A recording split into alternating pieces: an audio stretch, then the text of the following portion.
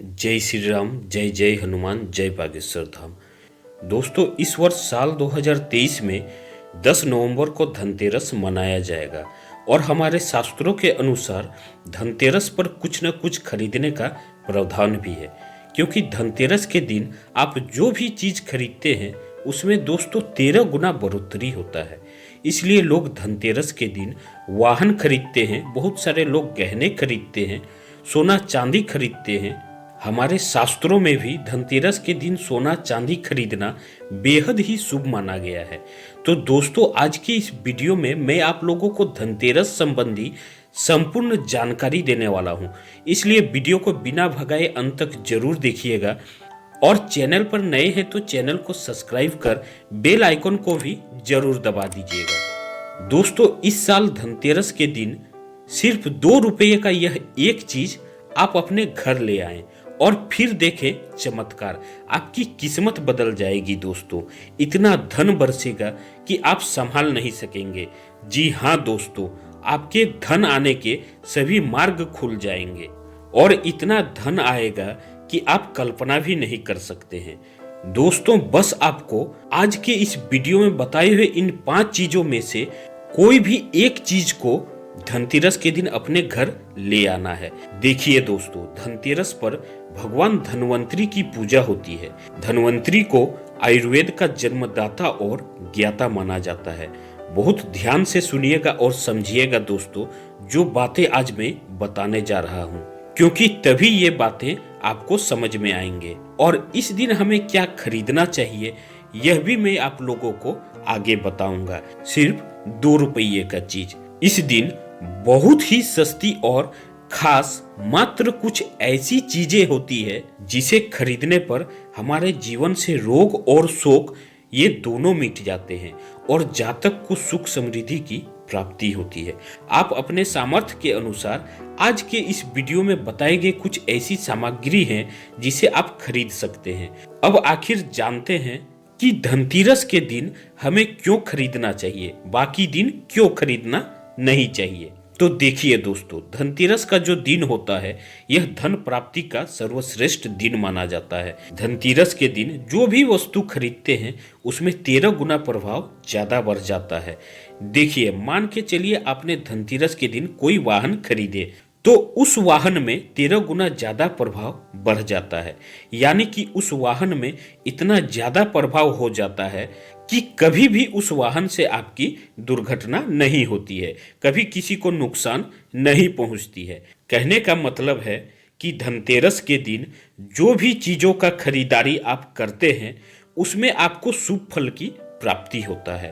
तो हमें धनतेरस के दिन क्या खरीदना चाहिए? तो आप अपने सामर्थ्य के अनुसार धनतेरस के दिन आपके पास जितना पैसा है, आपके पास जितना सामर्थ्य है, उसके अनुसार कुछ चीजों का खरीदारी कर सकते हैं, जो कि इस वीडियो में मैं आप लोगों को बताऊंगा। और अगर मेरे वीडियो में बताए गए इन 5 चीजों में से एक भी चीज खरीद लेते हैं तो यकीन मानिए दोस्तों, माता लक्ष्मी आपके घर पर आएंगी भी और वास भी करेंगी और आपके जीवन में चली आ रही सभी प्रकार के कष्ट, परेशानी, रोग, गरीबी, दरिद्रता को समाप्त भी कर देंगी और आपको अथाह धन प्रदान करेंगी। देखिए, आलोक ज्ञान दर्पण चैनल का मकसद है जनहित एवं जन कल्याण करना। आप सभी व्यूअर्स जो हमारे वीडियो को देख रहे हैं, आप हमारे व्यूअर्स नहीं बल्कि आप हमारे परिवार के हिस्से हैं। मैं इस YouTube चैनल को सिर्फ YouTube चैनल नहीं समझता, बल्कि मैं और आप सब एक परिवार के हिस्से की तरह हैं और मैं चाहता हूं कि मेरे इस परिवार से जुड़े सभी सदस्यों को अच्छी से अच्छी जानकारी प्राप्त हो। मैं आप सभी दोस्तों को अच्छी जानकारी बताता हूं, जिस जानकारी से आप सभी का कष्ट, परेशानी, गरीबी मिट सके। अगर मेरे वीडियो को देखकर किसी एक भी व्यक्ति का भला होता है, उसके जीवन में चली आ रही कष्ट, परेशानियां दूर होता है, तो मैं समझूंगा कि मेरे इस YouTube चैनल बनाने का मकसद पूरा हो गया। आप लोगों के लिए इतनी मेहनत करके जो जानकारी लाता हूँ, वीडियो बनाता हूँ, वो सार्थक हो गया। साथ ही मुझे भी पुण्य की प्राप्ति होता है और आप सभी का आशीर्वाद भी मिलता है। दोस्तों, मैंने पहले ही बताया कि आलोक ज्ञान दर्पण चैनल का मकसद है कि जनहित एवं जन कल्याण करना। तो जो फर्स्ट बार हमारे वीडियो को देख रहे हैं वो हमारे चैनल को सब्सक्राइब कर हमें सपोर्ट जरूर करें हमारे मनोबल बढ़ाने के लिए। आइए इस वीडियो में जानते हैं कि वास्तव में हमें धनतेरस के दिन क्या खरीदारी करना चाहिए। दोस्तों, मैं 5 चीज बता रहा हूं, आपके घर के आसपास जो यह चीज मिल जाए तो खरीद लेना। आप अपने सामर्थ्य के अनुसार खरीद सकते हैं। और अभी तक कमेंट बॉक्स में कुछ नहीं लिखे हैं तो कमेंट बॉक्स में जय माँ लक्ष्मी जरूर लिख दे, ताकि माँ लक्ष्मी की कृपा आप और आपके परिवार पर सदैव बनी रहे। तो दोस्तों, सबसे पहले जो चीज है वह है कमल का बीज। ध्यान से सुनिएगा दोस्तों, कमल के फल को निकालने के बाद इससे कमल का बीज निकलता है, जिसे हम कमल गट्टे बोलते हैं या कमल गट्टा भी बोलते हैं। तो इसके अंदर से जो बीज निकलता है उनकी माला बनती है, जिसमें माता लक्ष्मी को सिद्ध करने के लिए इनके माला की जप होती है। तो देखिए, जो कमल के गटके होती है वह माता लक्ष्मी को बहुत पसंद है। कमल के जो बीज होते हैं माता लक्ष्मी को बहुत प्रिय है। तो एक काम करिएगा, आप धनतेरस के दिन धन्वंतरी महाराज और माता लक्ष्मी जी को 5-5 कमल का बीज समर्पित कर दे और आपको प्रार्थना करना है कि माता लक्ष्मी आप हमारी गरीबी मिटाएं। धन्वंतरी महाराज से प्रार्थना करना है कि महाराज हमारे घर में हमेशा सब निरोग रहे, निरोग काया की प्राप्ति हो। यही हम आपसे आशीर्वाद प्राप्ति की कामना करते हैं। इस प्रकार से प्रार्थना करते हुए कमल का बीज इन दिन खरीद करके लाइए और माता लक्ष्मी तथा धन्वंतरी महाराज को समर्पित करें। आजीवन आप निरोग रहेंगे तथा आपके जीवन में कभी भी धन की कमी नहीं होगी, क्योंकि इस दिन सभी दिव्य शक्तियां जागृत अवस्था में होती है धनतेरस के दिन, और आपकी पुकार सीधा माता लक्ष्मी और धन्वंतरी महाराज तक पहुंचती है। इसके बाद जो है वो है औषधि, यानी कि जड़ी बूटियां। देखिए दोस्तों, इस औषधि औषधि क्यों खरीदना चाहिए? क्योंकि औषधि हमें निरोग काया प्रदान करती है, औषधि हमें निरोग रखने का काम करती है। तो दोस्तों देखिए, ऐसा मान्यता है कि इस दिन धनतेरस के दिन, क्योंकि इस दिन धन्वंतरी महाराज जो है समुद्र मंथन से उत्पन्न हुए थे और अमृत का कलश लेकर उत्पन्न हुए थे। धन्वंतरी महाराज को देवताओं का वैद्य कहा जाता है। दुनिया के सर्वप्रथम सबसे बड़ा जो वैद्य है वह धन्वंतरी महाराज हैं। ये देवताओं के वैद्य हैं और ये हमारे लिए भी पूजनीय है। हम सभी इनकी पूजा करते हैं और इनकी पूजा के कारण ही हमें वैद्य का ज्ञान प्राप्त होता है। तो इस दिन जो है काला बज, घोर बज या फिर शंकर जटा या सर्व औषधि नामक जो औषधि आती है, आप यह घर में खरीद कर ला सकते हैं। इस औषधि को धनतेरस के दिन अगर आप खरीद कर घर पर ले आते हैं, फिर धन्वंतरी महाराज को समर्पित करते हैं, तो जब तक यह औषधि आपके घर पर रहेंगे तब तक आपके घर में बिल्कुल ही किसी को रोग नहीं आएगा। और ऐसी मान्यता है कि इस दिन औषधि खरीद कर लाने के बाद, जैसे कि बज है, शंकर जटा है, सर्व औषधि आती है, आप जो है कि इस दिन इंद्रजाल नाम की जो जड़ी आती है वो भी खरीद कर ला सकते हैं। किसी भी प्रकार के चमत्कारी पेड़ पौधे के जो बांदरा होती है या फिर चमत्कारी वनस्पतियां होती है, ये खरीद करके लाकर धनतेरस के दिन धन्वंतरी महाराज को समर्पित करें।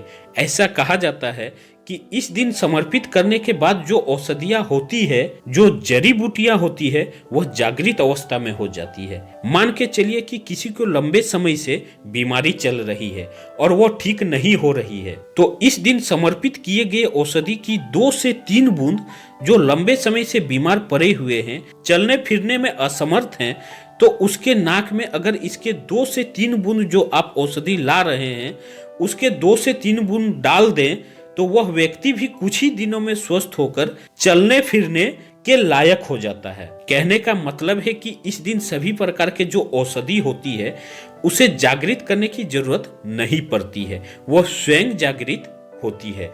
इसलिए इस दिन औषधि लाकर आप समर्पित जरूर करें। इसके बाद जो है वह गुमटी चक्र और कोरियां, देखिए, गोमती चक्र जो है ये भगवान विष्णु से उत्पन्न हुए हैं और कौरी माता लक्ष्मी से उत्पन्न हुए हैं। तो आप अपने सामर्थ्य के अनुसार 5 गोमती चक्र और 5 कौरी जरूर लाना। पीली कौरी जरूर ले। पीली कौरी को माता लक्ष्मी का बहन माना जाता है, क्योंकि माता लक्ष्मी भी समुद्र मंथन से उत्पन्न हुई है और कौरी भी समुद्र मंथन से उत्पन्न हुई है। ऐसा कहा जाता है कि जिस स्थान में कौरी हो वहां माता लक्ष्मी स्वतः ही खींची चली आती है। जिस प्रकार जो चुंबक है वो लोहा को अपनी ओर आकर्षित करने का काम करता है, उसी प्रकार ये जो कौरी है वह धन लक्ष्मी को अपनी ओर आकर्षित करता है। दोस्तों, हमारे धर्मशास्त्र कहते हैं कि इस दिन गोमती चक्र और कौरी माता लक्ष्मी को अवश्य समर्पित करना चाहिए। गोमती चक्र समर्पित करने से गोमती चक्र का जो स्वाभाविक गुण है कि आपके जीवन में चल रही परेशानी को समाप्त कर देगा। गोमती चक्र का सरल प्रभाव ये स्वयं दिखाते हैं। जिस घर में गोमती चक्र रखा हुआ होता है उस घर में किसी भी प्रकार का बाधा नहीं आने देती है। तो दोस्तों, 5 आपको गोमती चक्र लेना है और 5 आपको पीली कौरी लेना है।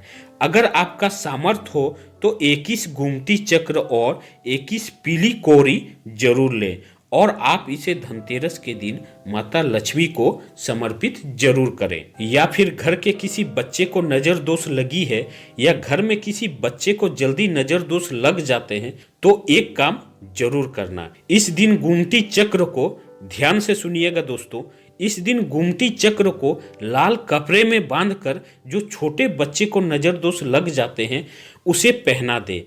आजीवन उस बच्चे को नजर दोष नहीं लगेगा। फिर जिनके घर में लंबे समय से बीमारी है, जो बीमारी से छुटकारा पाना चाहते हैं या लंबे समय से कोई बीमारी चल रही है, आप चाहते हैं कि आपको बीमारी से छुटकारा मिल जाए, मुक्ति मिल जाए, कई लोग आपके ऊपर किया कराया कर देते हैं, तो इस दिन आपको 7 गोमती चक्र लेना है और शरीर से 7 बार उतारा करके इसे बहते हुए जल में बहा देना है। बिल्कुल ही जल के धारा के साथ में आपके शरीर में किए गए तंत्र विकार गोमती चक्र खींच लेंगे और बहा देंगे और आप आजीवन बीमारी से मुक्त रहेंगे। तो दोस्तों, इसके बाद है झाड़ू। तो झाड़ू को इस दिन क्यों खरीदनी चाहिए? क्योंकि झाड़ू को माता लक्ष्मी का स्वरूप माना जाता है। धर्मशास्त्र भी कहते हैं कि जो झाड़ू है वह लक्ष्मी है और जो कचरे हैं वो राहु हैं।